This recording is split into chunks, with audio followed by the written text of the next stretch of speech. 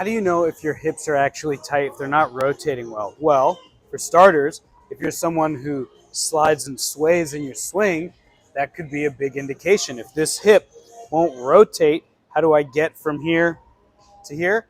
I just slide and cheat it. So here's 3 exercises to help you with better hip mobility. First one here, you just need a long band. You want it on the lighter side and a step. You could use a staircase step. You could use something like this. You could use a small box like I have behind me. Thumbs through the loop, around the back. So I'm going to be working my left leg in this case, okay? So I'm going to start up. I'm going to drop down and open up.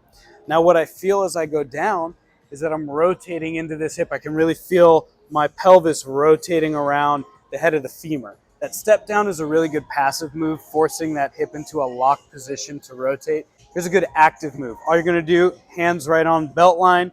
Let's work my left leg again.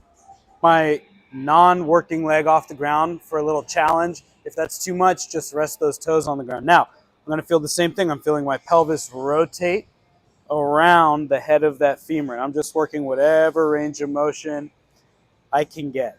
This last move here is less about the movement of the hip specifically and more about how well can you control the musculature in the hip. All right, so we're going to start in this tight 45, 90, 90 position, whatever you want to call it. Ideally, hands are up here, but if you need to, because you can't get there, it's okay to leave a hand on the ground. Just try to use it as little as possible. But from here, raise up, control it back down. These 3 moves sure to have your hips feeling a lot better, a lot freer, letting you swing faster and safer.